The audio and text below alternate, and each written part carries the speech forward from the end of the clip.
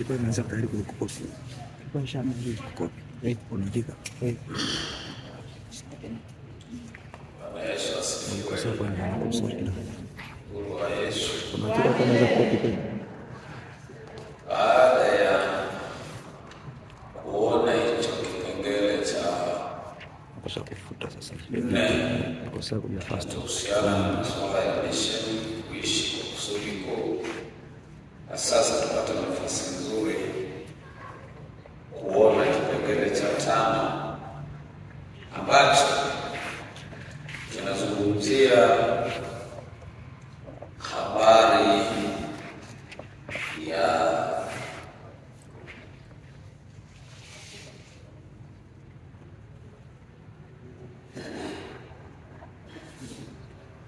kuongozwa na Roho. Bwana Yesu asifiwe. Kile kipengele cha 5 kinachohusiana na masuala ya kuongozwa na Roho, kwa maana ya maisha ya utii.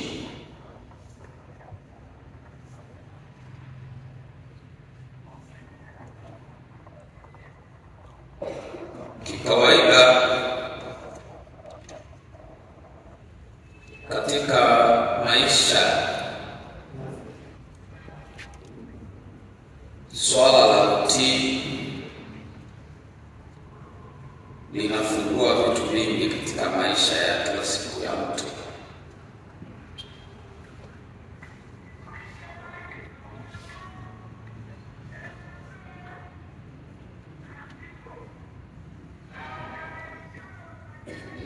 Utii unamrahisisha mtu kupata nafasi nzuri ya kufikia malengo anayoyatarajia kufikia. Tunapomtii Mungu, tunampatia Roho Mtakatifu uhuru wa kufanya kazi ndani yetu. Tumoja nisomea Matendo ya Mitume sura ya 5 na mstari ule wa 32. Matendo ya Mitume sura ile ya 5 mstari wa 32. Biblia inasemaje? Na sisi tu mashahidi wa mambo haya. Na sisi tu mashahidi wa mambo haya. Pamoja na Roho Mtakatifu ambaye Mungu amewapa wote wamtiio. Ambao Mungu amewapatia wote wanaofanya nini? Wanaomtii. Kwa hiyo tunapomtii Mungu tunapatiwa Roho Mtakatifu. Roho Mtakatifu tunampa uhuru wa kufanya kazi ndani yetu. Sisi ni mashahidi wa mambo haya. Na Roho Mtakatifu pia ambaye Mungu amewapa wale wamtiio.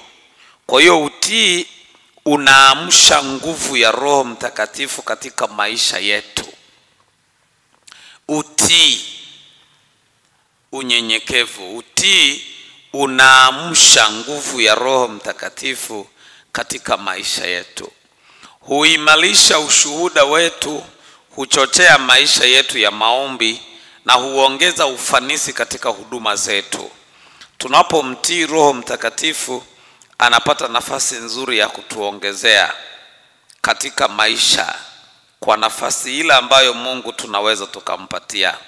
Baada ya siku kadhaa za kuomba, ni vizuri zaidi, ndipo tunapopata nafasi nzuri. Hata tunapokuwa tunawahubiri watu, ni vizuri kulitii neno la Mungu. Na ndio maana tunapaswa kueleza vitu ambavyo tayari tumekwisha kuvitolea nafasi katika maisha yetu ya kila siku.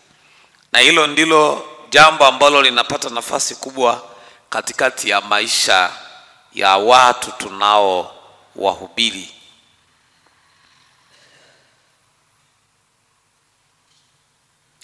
Njia rahisi njia rahisi ya kuishi kwa utii. Njia rahisi ya kuishi kwa utii. Bwana asifiwe. Njia rahisi ya kuishi kwa utii.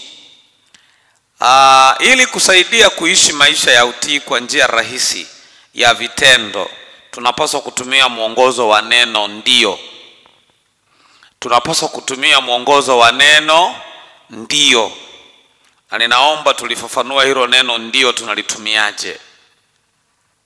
Neno ndio tunalitumia hivi: herufi ya kwanza eni, nia ya kumtii Mungu. Bwana asifiwe. Eni ni nia ya kumtii nani? Mungu. Utii huwa unaanza moyoni kabla ya hatua yoyote ya nje inayohitaji kuwa na nia ya kweli ya kumtii Mungu. Kila siku anza kwa kujikabidhi kwake, ukimwambia moyoni, Bwana, niko tayari kufanya mapenzi yako. Ukiangalia Zaburi ya 143 mstari wa 10. Zaburi ya 143 mstari wa 10 inasemaje? Zaburi 143 mstari wa 10.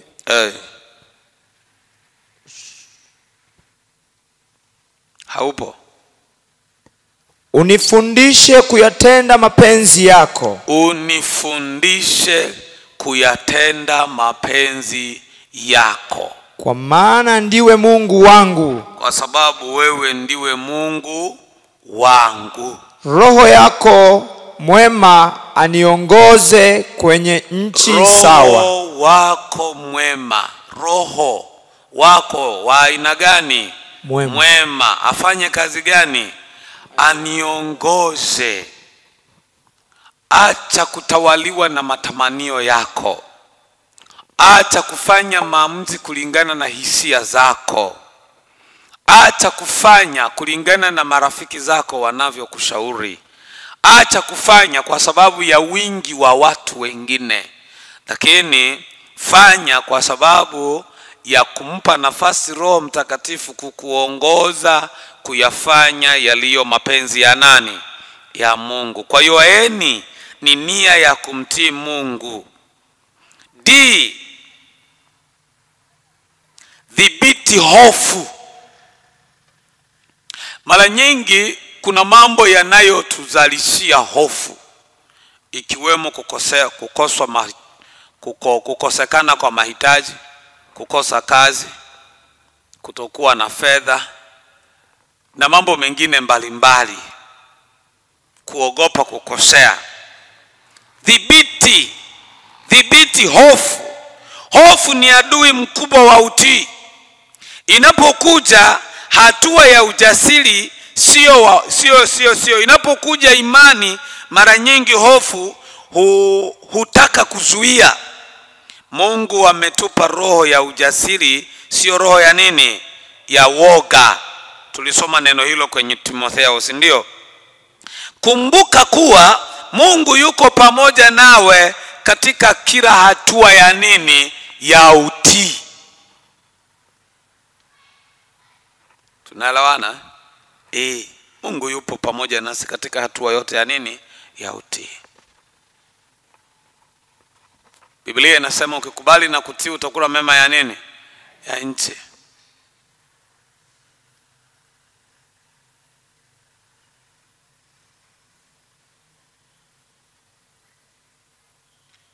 Kukubali, kusalenda, kuridhia. Dhibiti hofu.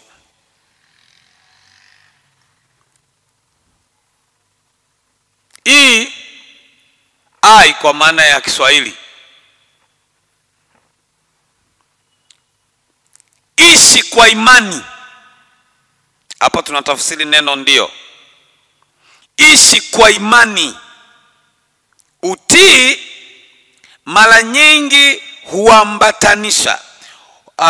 huambatana na picha kamili ya matokeo. Tunatii kwa msingi wa imani kama Ibrahimu alivyomtii Mungu bila kujua anafikia wapi, mambo gani atakuwepo. Ukisoma Waebrania 11 mstari wa 8, imani humaanisha kumtumaini Mungu hata pale unaposhindwa kuona mbele kwa uwazi. Bwana Yesu asifiwe. Unapodhibiti hofu, unalazimika kuishi kwa imani. Watakatifu, imani ina changamoto. Maana inakusukuma kuwa wewe peke yako kati ya watu 10, kati ya watu 100, kati ya watu 20. Si unanielewa? Ukabaki kuwa peke yako kati ya watu 10, kati ya watu 100. Imani inakulazimisha ubaki peke yako. Sasa jiulize, kanisa la watu 700, inawezekanaje wewe peke yako ndio uwe unayeweza kuishi kwenye mapenzi ya Mungu? Umma mwingine wote umechanganya, una vitu mbalimbali, unawezaje? Kwa hiyo imani inakulazimisha, na ndio maana imani hutengeneza matokeo makubwa. Biblia inasema tukiwa na imani kama chembe ya haradali, tuna uwezo wa kuiambia mlima ule uhame. Tuna uwezo wa kuiambia magonjwa kwa jina la Yesu toka, na yakaondoka. Mtu yule aliyemwendea Yesu kwa imani akamwambia, baba, mwanangu ni mgonjwa. Yesu akamwambia, acha twende wote. Yule bwana akamwambia, hapana, usiondoke. Mimi nami ninapoishi ni bosi, lakini huwa nina uwezo wa kuagiza neno tu nikasema na likafanyika. Kwa hiyo ninaomba useme neno tu. Kwa hiyo aliamini kwamba hakuna sababu ya kumbeba Yesu kumpeleka. Sisi hapa huwa tuna changamoto. Mtu anaweza akakupigia simu anakuambia naumwa, nimelazwa, anataka akuone kwa macho. Usipoenda kwa macho anaumia. Kwamba hata nilipokupigia simu na hata haukuja. Wakati hata kuonekana kwa macho ninaweza nisifanye kitu chochote, lakini mara baada ya kunipa taarifa, kinachofuata kuwepo, ninachukua hatua ya kumwambia Mungu afanye jambo juu yako muda huo, bila kujali umbali nilionao. Ikiwa Mungu ana kusudi la jambo kufanya juu yako, atalifanya kwa wakati huo.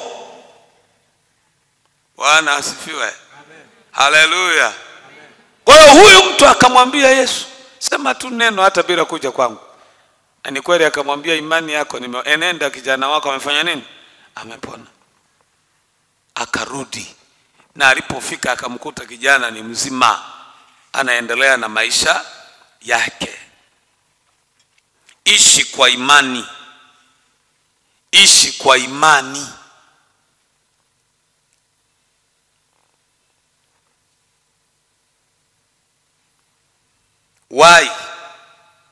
Yatende maandiko. Yatende maandiko. Yani maandiko ya neno la Mungu, hayo ndiyo yawe vitendea kazi vyako. Utii wa kweli huonyesha kwa kutenda neno la Mungu. Usibaki kuwa msikilizaji tu, bali uwe mtendaji wa neno. Yakobo ametukumbusha hivyo tuliposoma kwenye Yakobo sura ya 1 mstari wa 22.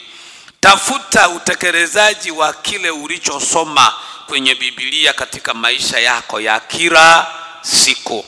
Kwenye kitabu changu nimeandika ibada ya muda mfupi na ibada ya muda mrefu. Ibada ya muda mrefu inakufanya uishi kama neno la Mungu linavyotaka, kwa maana ya kwamba badilisha karibu kila kitu unachokitenda ukihesabu kuwa ni ibada mbele za nani?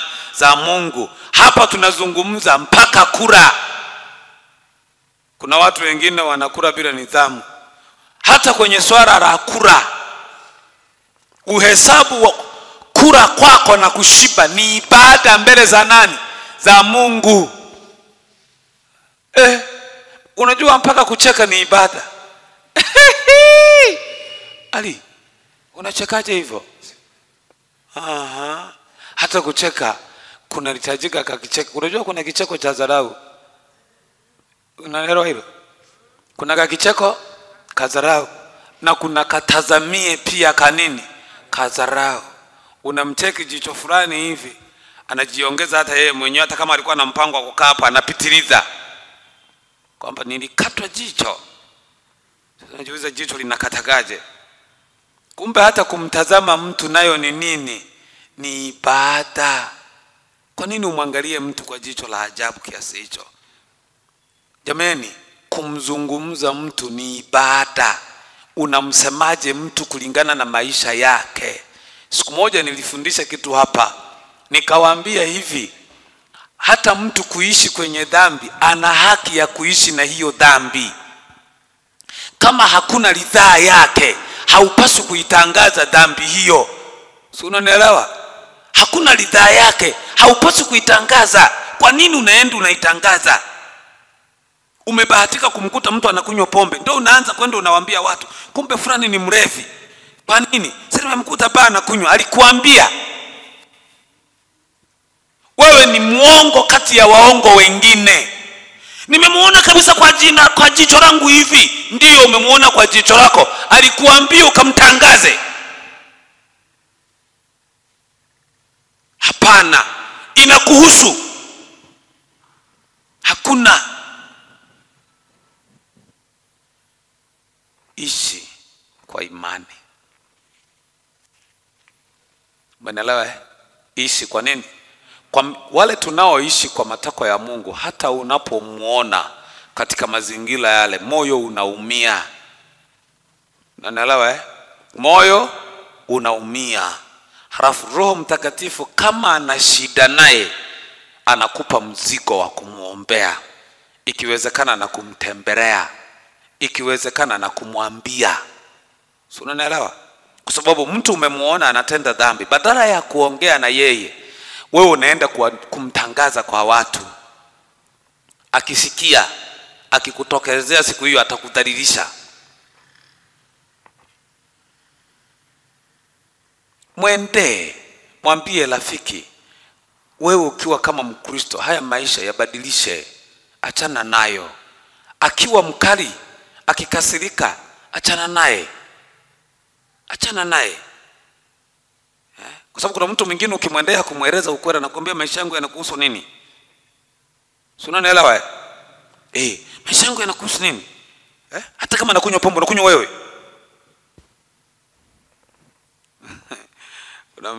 Kuna mtu mmoja aliambiwa limama wa neno. Si unaelewa? Alimwambia mtu kuachana na mke wa mtu, akamweleza, akamjibu maneno magumu sana. Akamwambia, sasa unapiga kelele kwa sababu mke wa mtu, hata kama ni kifo nakufa wewe. Kuna wengine unamwendea mtu anakujibu isivyo. Matokeo ya mtu kumwambia neno la Mungu sio lazima utoke na jibu la ndio. Kuna wakati mwingine unaweza ukamwambia ukafanya nini? Kumbuka Yohana alipomwambia huyu, kilichomkuta ni kuweka wapi? Gerezani. Si unanielewa?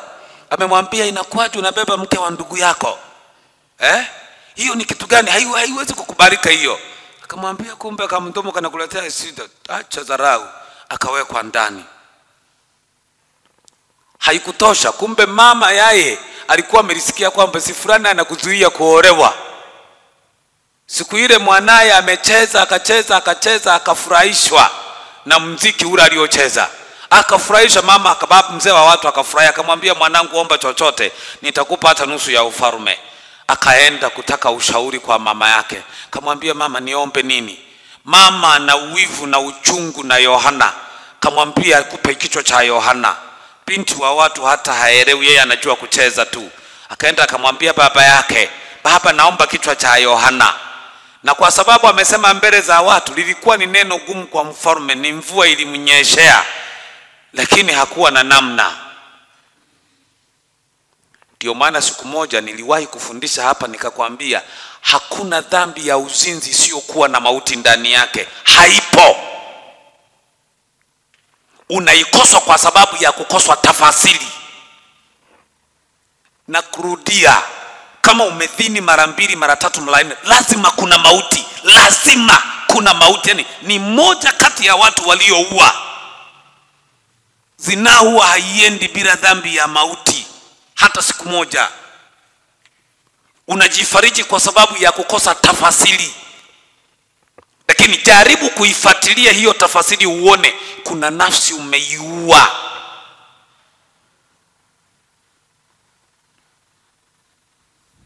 Yohana amesema neno dogo tu.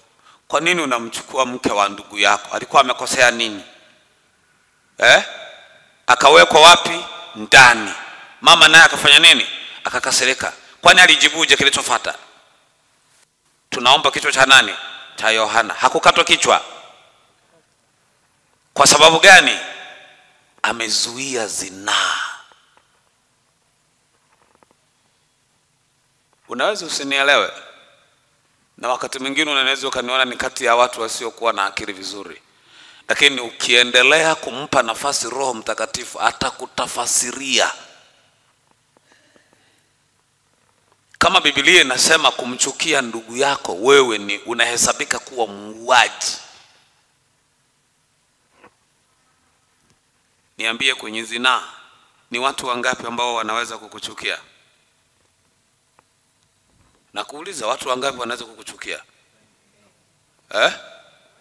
Watu wangapi wanaweza kukuchukia?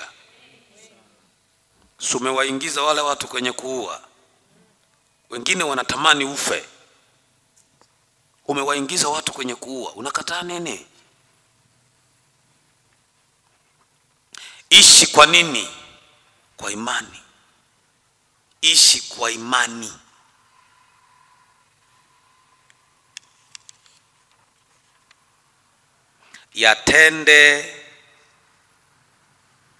Uyatende maandiko. Ishi kama maandiko yanavyotaka. Yanasemaje? Ile ya mwisho kwenye ndio.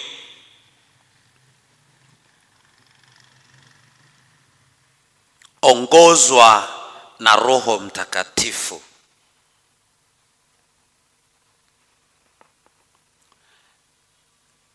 Karibu kila kitu tunachohitaji kukifanya kinatawaliwa sehemu kubwa na uongozi wa Roho Mtakatifu. Kuamua, kutenda, kuishi, kufanya, yani chochote kinachohitajika kufanyika kuwepo kinamhitaji maamuzi hayo Roho Mtakatifu kufanya nini? Ahusike. Kwa hiyo unapoyatenda yale ambayo neno la Mungu linasema, maana yake sasa unayaruhusu maisha yako kuongozwa na nani? Na Roho Mtakatifu. Unaanza kuona jinsi utakavyokuwa mwaminifu katika maombi. Unaanza kuona uaminifu wako katika maombi. Unaanza kuona ufahamu kwenye neno la Mungu. Unaanza kuona namna gani unazitumia karama za Roho Mtakatifu kwenye maisha yako. Unaanza kuona ongezeko namna ya shauku ya kuwatia moyo watu inafanya nini? Inaongezeka. Lakini pili, unaanza kuona mambo mengine. Unajenga maisha yako yanayoonyesha moto wa Roho Mtakatifu.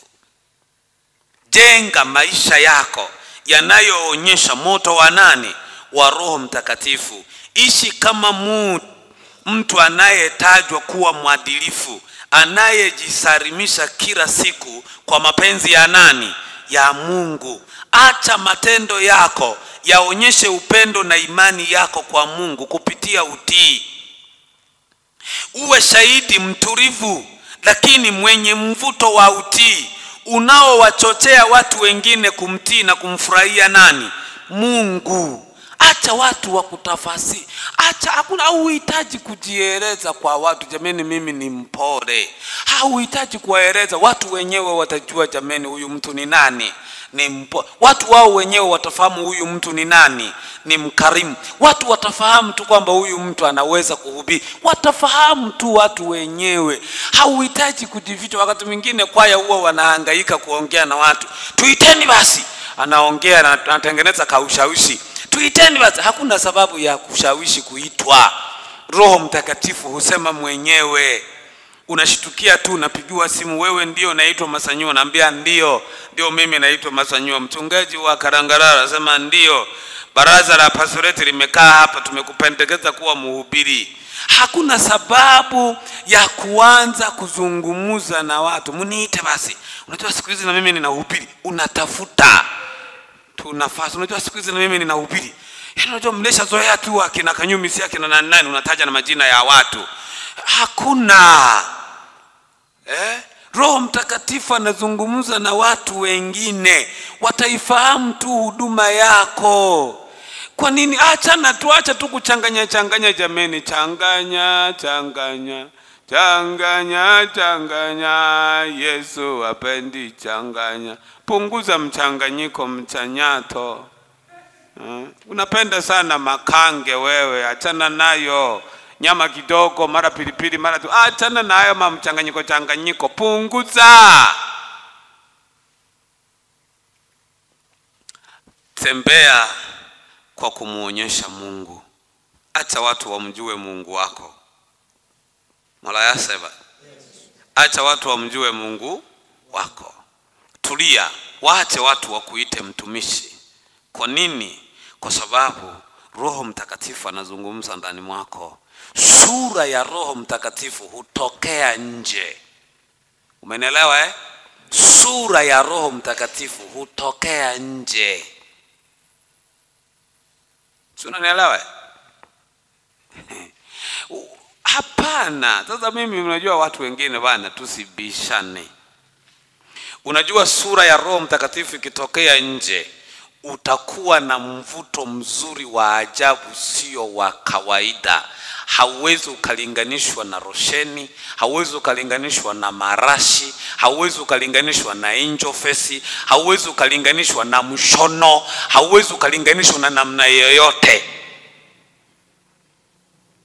Huwezi ukaamini big up. Yaani mtu siye mtarajia, hata hafanani kupresent kwenye kutano kubwa ndo anachaguliwa. Yaani ukimwachilia Roho Mtakatifu, acha basi. Watu wanabishana wakati wengine wanazungumza. Unajua fulani ni mchawi, wanabishana, wanaambia na wewe acha wewe. Na ninyi mlisha kosa hata na kuangalia. Ukituma mchawi unamfuata fulani. Wanabishana. Wewe unaendelea tu na maisha yako. Upo unaimba tu kawimbo. Si unanielewa?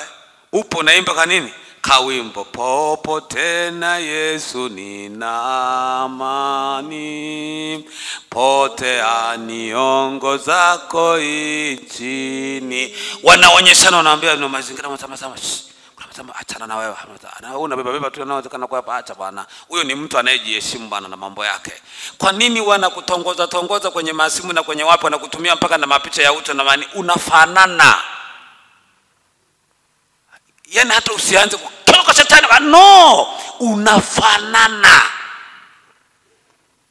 Usihangaike na kusema kwamba umenidharau, unanionaje, hujui kama nimero. No, unafanana. Hata Petro alimwambia wewe tena unafanana nao, sio? Unafanana. Wala usihitaji kitu kingine, unafanana. Wasiofanana, hata kama alikuwa amepanga wazo, ana uwezo wa kukuita alafu badala yake akakomea kukuuliza ibada pale kanisani kwa nao inaanza saa ngapi. Lakini wakati anakuita hakuwa na wazo la ibada. Alikuwa na wazo la kitu kingine. Lakini baada ya kutangaza ameomba na namba yako kampa. Akawaza kuandikia message, akikaandika akifika mwishoni anaifuta.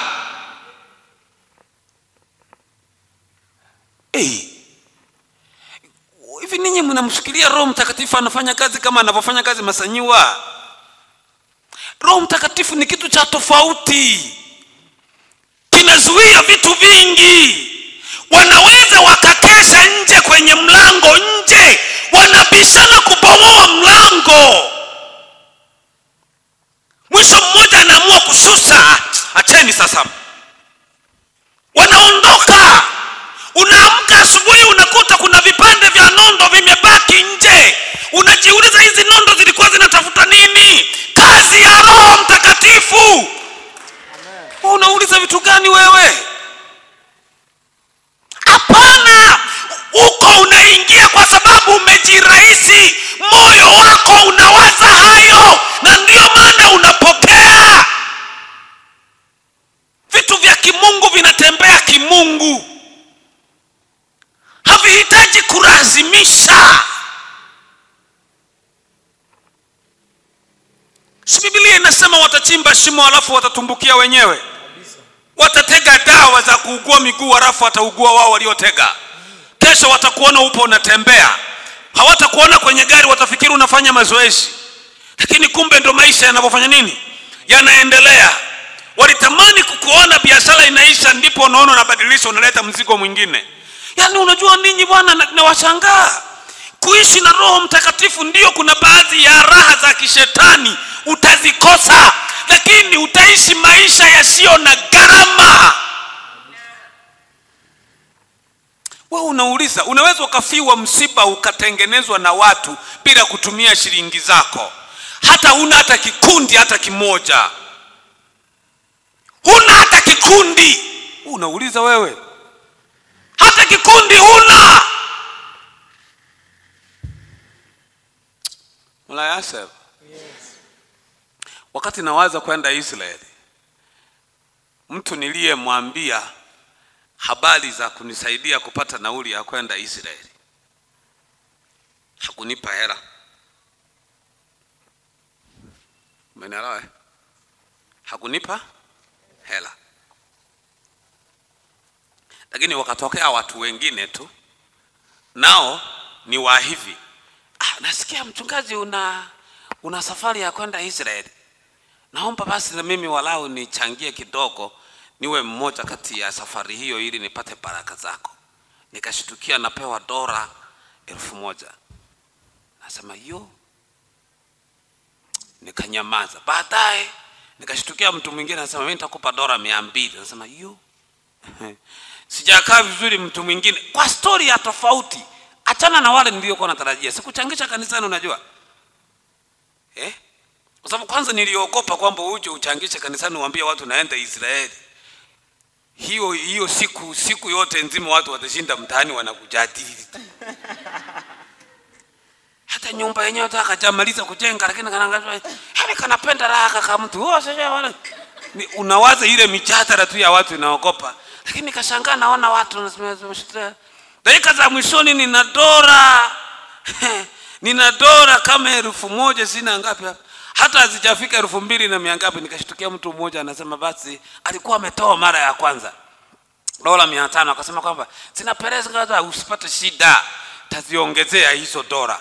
Akaongezea kuzimalizia zile dola, nikapata dola 2250. Nikaenda pale kuchange, dola ilikuwa imepanda. Nikafanyiwa figisu hapo CRDB. Nilikaa pale karibu siku nzima. Mungu akanipa bwana, yani Mungu ana maajabu. Dakika chache za mwishoni nimekata tamaa nirudi na hela zangu, nikanunue dola niende Mwanza kesho yake. Kama mtu kamoja kakanipigia simu, kalikuwa kanaishi huko, kalisha hama kakahamia Mwanza. Kana nisalimia tu. Sinto nikakakumbuka nimekasave jina alafu mwishoni nikaandika CRDB. Akaya. Niko benki, nikawa naongea kwa sauti kulikasema bahaba. Kamba bwana niko hapa nimenyanyasika. Kuna shida gani? Yaani nimenyimwa hapa na hangaishwa sipewi kununua dola, wamekataa kuniuza. Nipa dakika chache. Nikakapa dakika chache. Humu nilivyokaa hivi nikashtukia mtu anatoka kwenye ofisi ya manager na kuja kuuliza kuna mtu anaitwa mchungaji Masanyu hapa. Nikasema niko hapa. Nikaingia kule wanakoingiaga kina mzee Inyasi kule. Na mimi nikaingia kwenye kale ka chops kule. Akasema unasikana hapo, unasema unanunua dola, sikina leta hapa hela yako. Nikampa. Dakika chache nimeshinda pale siku nzima. Wewe unasubiri mpaka ndugu. Hakuna cha ndugu kwenye habari ya huduma ya Roho Mtakatifu. Hakuna cha ndugu. Dola zikajaa. Ile furaha tu ya kutoka pale kuja kufika nyumbani, hata sijasimulia na nyumbani yaliyonitokea. Ghafla napigiwa simu. Umeelewa? Napigiwa simu, ananiambia kuna mtu amenipigia simu anasema tuulizie tiketi ya ndege ya kutoka. Ninyi mama, nilikuwa nimepanga nitaenda na Maresa.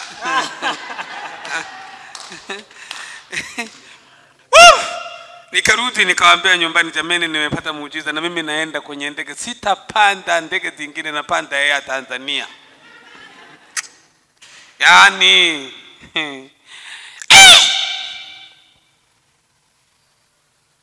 Mungu ana neema yake. Siku ninarudi, nimefika Dar es Salaam, nashuka kwenye uwanja wa Julius Nyerere asubuhi.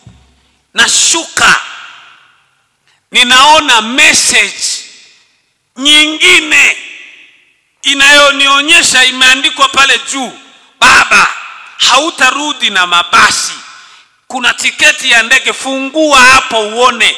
Nafungua hivi kwenye simu, tiketi ya ndege inaniambia kujimane mayo.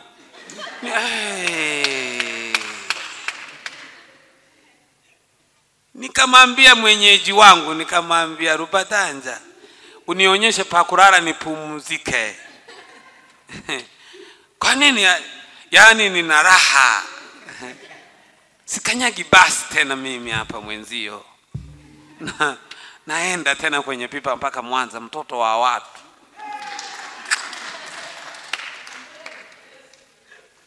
Mzaliwa wa kijijini hapo Birurumu hapo kwa wachawi hapo. Nakaguliwa. Ninyi watu, hivi ninyi mnamfikiriaje Roho Mtakatifu? Haya, kaeni na dhambi zenu muone mtawapeleka wapi. Nabakiza vituko tu. Ndio maana mnakosa ushuhuda. Biblia inasema aliye naye mwana anao ushuhuda. Aliye naye mwana anao ushuhuda. Ngoja nieleze na kaushamba kadogo kaliko kutana nako. Tulipofika Tel Aviv, kuna kageti ka kujipitisha mwenyewe. Yaani unajikagua mwenyewe, hakuna mtu wa kukusaidia. Unafika pale, unaweka passport yako. Kanaanza kukuuliza maswali, unajibu mwenyewe. Ukikakosea hakafunguki. Haya, mwenyeji wangu niliyekuwa naye ameshaenda. Ndio nimebaki hivi, nikasema haya, dunia leo, dunia imenitokea hapa. Leo nashinda Tel Aviv hapa. Tafanyaje hapa? Naongea nini hapa? Kiyahudi sijui. Naongea nini jameni hapa? Taandika kwenye karatasi au kitu gani? Nikaingia pale.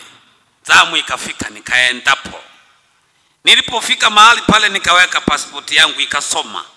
Nikaanza kuulizwa maswali mengine hata siyaelewi yanaendaje, lakini naona fikiri nibonyeza hapa.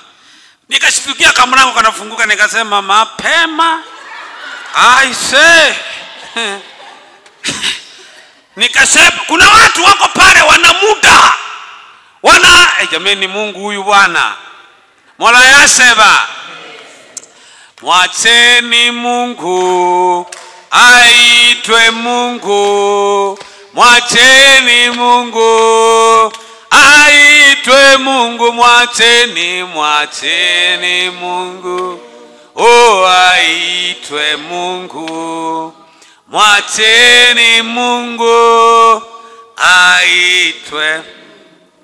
Watakatifu, ruhusu, mpe nafasi Roho Mtakatifu afanye kitu juu ya maisha yako. Bwana asifiwe. Kubali kumtii Roho Mtakatifu, kumsikiliza, uone ufahamu mzuri wa neno la nani? La Mungu. Ujenge maisha yako kwa kuonyesha moto wa Roho Mtakatifu katika maisha yako. Acha haraka. Una haraka, unaenda wapi? Una haraka, unaenda wapi? Bwana asifiwe. Una haraka, unaenda wapi? Na hiyo haraka yako unaenda wapi? Mungu ana neema zake. Ruhusu kuishi na Roho Mtakatifu akuongoze. Sio rahisi kuyafanya matakwa ya Mungu, lakini kwa njia ya Roho Mtakatifu tunaweza. Unaposikia neno linasema tunayaweza mambo yote kwake yatutie nguvu, nani anatutia nguvu? Roho Mtakatifu anatutia nguvu. Tunaweza tukaona macho mahali ambapo hapawezi kuona kitu, wewe unaona. Unanielewa? Ukafika stendi ukakuta gari zuri jipya linawahi linaondoka tena halitakuchelewesha kukuvisha, lakini Roho Mtakatifu akakwambia utachelewa. Kwa nini? Utafika nyumbani ukiwa mguu mmoja umevunjika. Subiri. Ukasubiri. Unamsikiliza nani?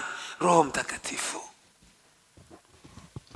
Acha kucheleweshwa na mambo madogo madogo yasiyofaa.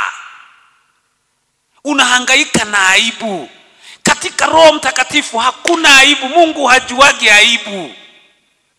Ndio maana anasema aibu yako nitairudisha kwako.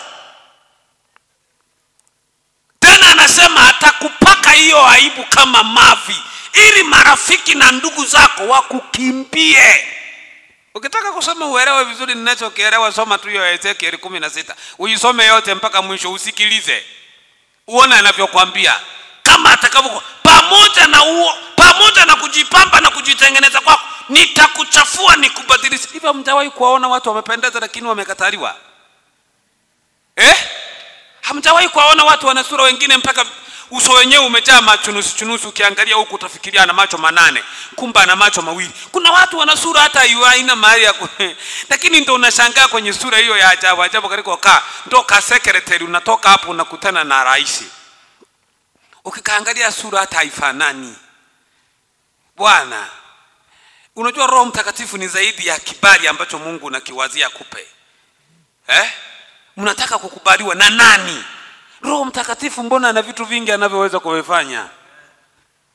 Unahitaji nini?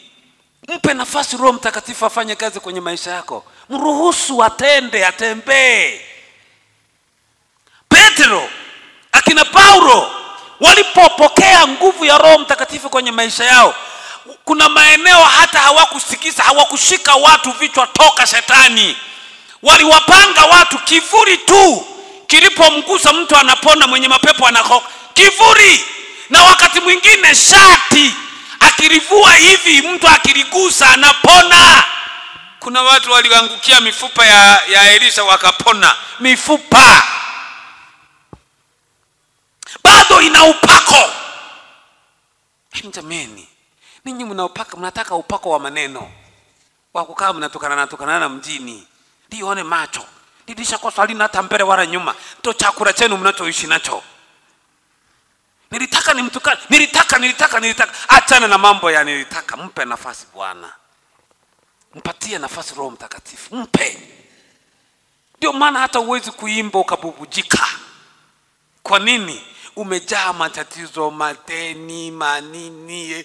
Ukiangalia orodha ya watu wanaokuzungumza vibaya unaiona na imejaa hapo. Ukiangalia wasiokupenda unawaona wamejaa pale. Ukiangalia ni mambo mengi yamejaa, mara wachawi, mara si wanani, mara yani unaangalia mawele, unaangalia mwisho unakosa, unabaki peke yako.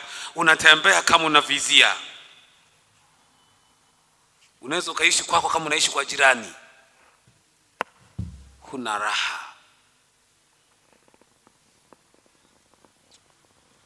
Watu wanalazimika kwenda mlimani kutafuta nguvu za Roho Mtakatifu. Mtii Roho Mtakatifu, nguvu zipo tu.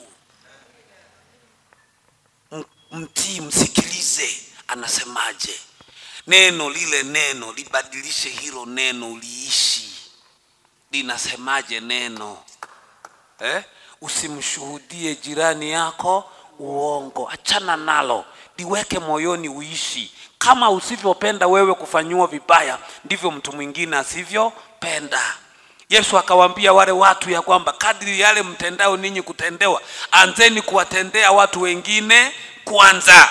Kipimo kile utakachowapimia ndicho na wewe utakachopimiwa. Unategemea utapimiwa kipimo gani? Kipimo hicho tu ndio utakachopimiwa. Mpe nafasi Mungu. Patie nafasi. Patie nafasi Roho Mtakatifu. hata nyimbo utaziona zitakuwa tofauti. Popote na Yesu si hatarini, ingawa wataniacha wengine. Unanielewa? Hebu njoni hapa praise tuimbe kawimbo kidogo. Njoo tuimbe. Fungua hiyo sifa namba 50 ngapi? 58. Fungua. Inasemaje hapa? Hebu simama watakatifu, simameni tuimbe uone namna ambavyo Roho Mtakatifu anafanya. Mpe nafasi. Sahau hizo nani anaweza kukusahaurisha matatizo jameni? Pesa haiwezi kukusahaurisha. Chakula hakiwezi kukusahaurisha. Lakini Roho Mtakatifu anaweza kukuumba sura mpya. Hebu tuimbe kidogo alafu nimalizie na ushuhuda mmoja hapa watu wanielewe. Umeshafika? 58 inasemaje? 52. Haya, fungua hiyo 52. Twende. Twende 2 twende. Maisha yanakaa vizuri. Hebu imba alafu baadaye nimalize na ushuhuda mdogo mfupi hapa tuendelee na maombi. Karibu sana. Popote na Yesu nina amani. Hebu subiri kidogo. Tuchangamke kidogo.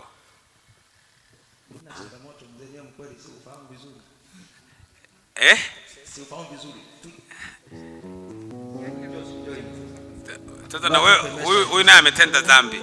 Lakini ndio ameshapatikana. Twende. Popote na Yesu amani. Pote aniongozapo nchi. Sikiliza kwanza. Hebu kaa mkao wa kuimba hayo maneno kama ni ya kwako. Tunalewana Hebu yafanya hayo maneno yawe ya kwako. Uko mbele za Bwana sasa unaimba kwa yale Mungu aliyoyafanya kwako. 2 twende. Popote na Yesu nina amani. Pote aniongozapo nchini. Asipokuwapo sina furaha. Popote na Yesu nitaokoka.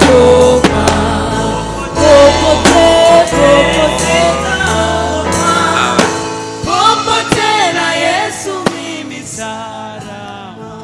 Na wewe utaimba tu, utanifuata mimi. 2 twende basi. Popote na Yesu nina amani. Pote aniongozapo nchini. Asipokuwapo sina furaha. Popote na Yesu sitaogopa. Popote sitaogopa. Popote na Yesu mimi salama.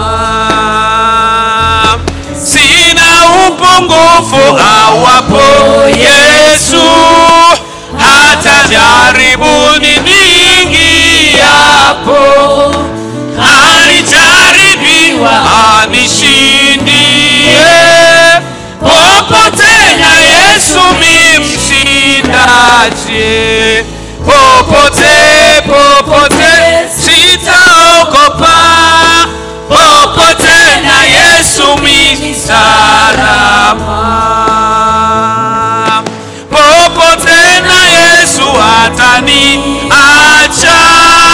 Ingawa wataniacha wengine. Ataniongoze tabuni. Popote na Yesu nitashukuru. Popote sitaogopa. Popote na Yesu mimi salama. Pote duniani na baharini. Niwatangazie wote wokovu. Ni tayari kwenda anitapo. Uyeyote upendoni mwa Yesu.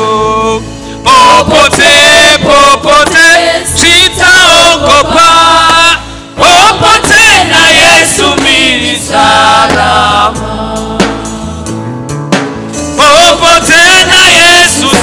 hatarini, nijapozungukwa sana na giza, nitaamka salama mbinguni, kukaa pamoja naye milele. Popote, popote sitaogopa, popote na Yesu mimi salama. Naomba ukae.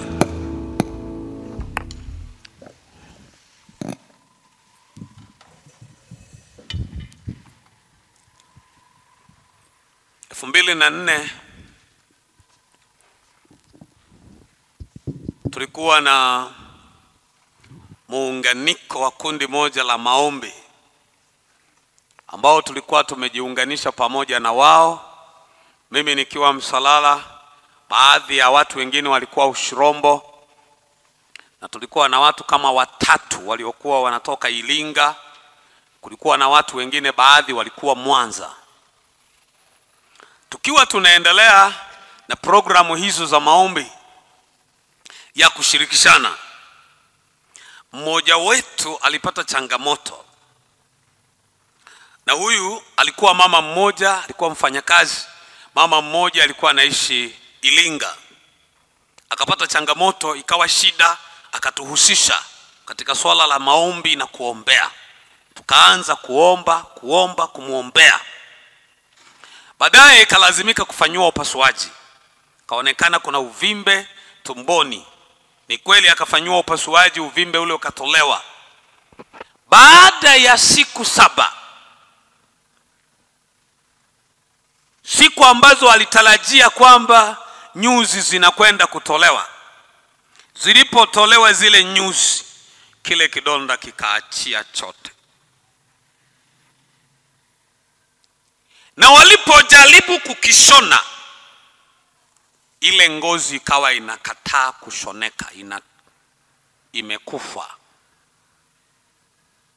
Kwa hiyo akalazimika kile kidonda kibaki wazi, hakihitaji kushonwa.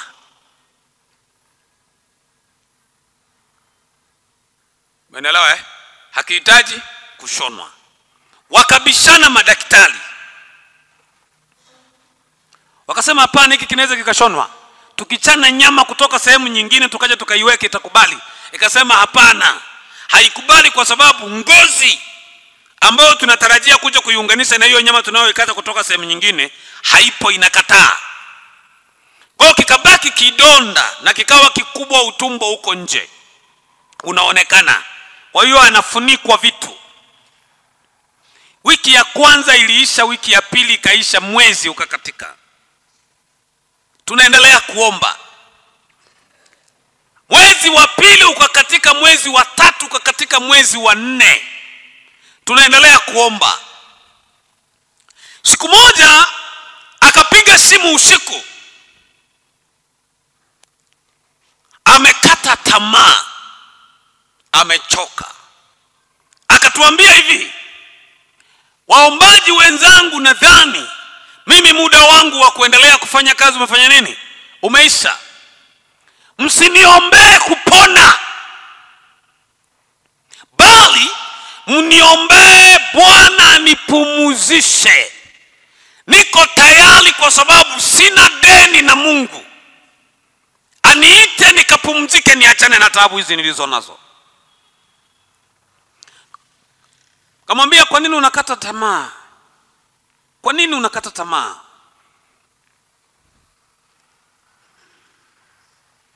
Kumbuka, kunapokaribia kucha, giza huwa linaongezeka.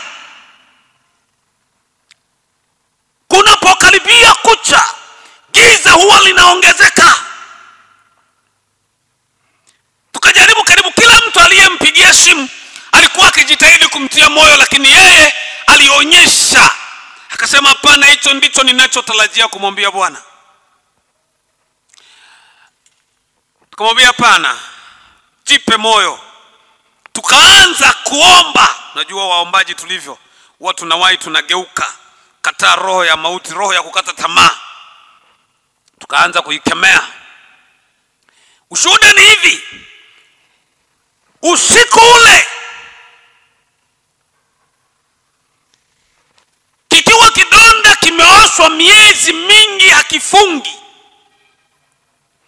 akaomba, akamwambia Mungu, akamwambia Baba, sidaiwi, sina deni kwako, sijakukosea, nina haki ya kuja kwako nipumzike,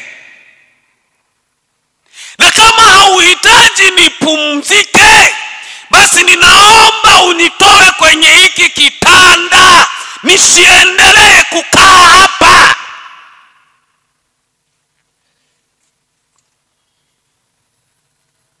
Asubuhi yake amelia mpaka akapitiliza na kausingizi.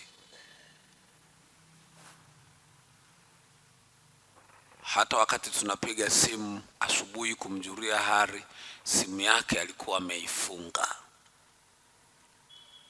Hatukupata kujua kinachoendelea. Saa 2 daktari anapita kuangalia wagonjwa. Alipofunua kwenye jeraha akarudishia. Halafu akamuuliza wale wengine, daktari vipi? Akawa kama ana kiwewe kwenye kile chumba. Akarudi, akaangalia tena, akarudishia. Akamuita nesi, akamwambia waita. Wakaitana madaktari wote. Walipokuja kufika hapa kuangalia, ule mshono umeshoneka, hakuna kidonda, kuna alama ya operation.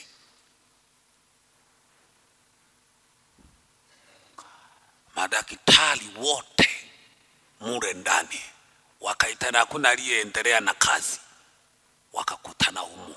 Huyu anapiga usingizi tu. Kumbuka amekesha, amechoka. Umeelewa? Amechoka. Baadaye wanamwamsha, amka. Akaamka. Akaulizwa kwamba mama, huyo Mungu wako unaweza ukatupa? Akawaambia inawezekana. Kulikoni mnaniuliza hivi wakati nimekaa kwenu miezi yote hii? Yeye mwenyewe hajui kilichotendeka, haelewi. Ndo madaktari wanamwambia hebu cheki. Analiangalia tumbo, linaonyesha mshono uliopona.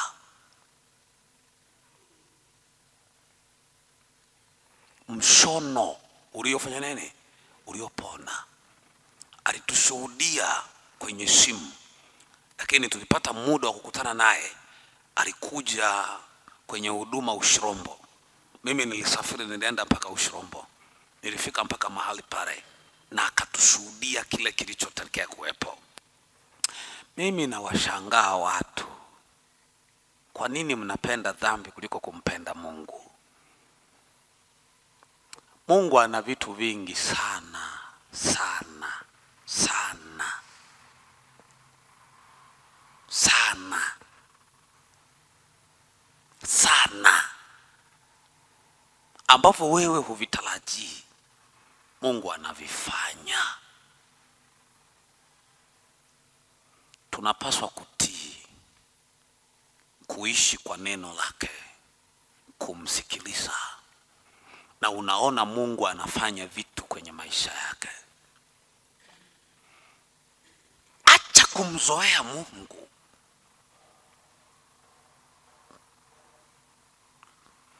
Acha kumzoea Mungu.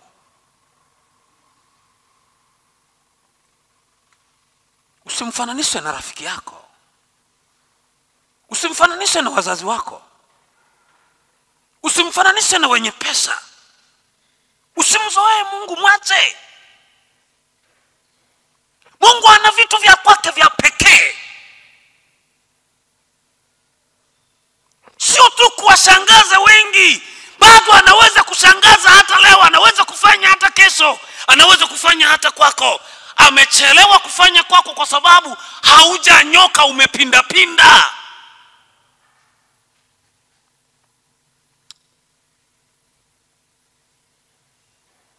Mruhusu Roho Mtakatifu afanye jambo kwenye maisha yako.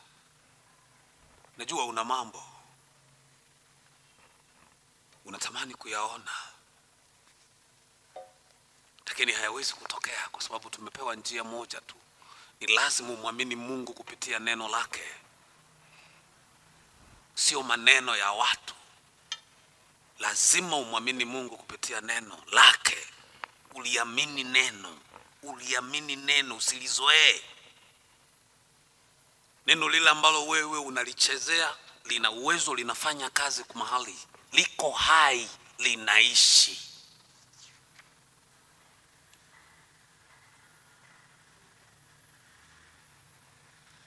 Ruhusu Roho Mtakatifu akutane na maisha yako. Mruhusu Mungu atengeneze maskani yake kwenye maisha yako, kwa kuwa amekupendelea.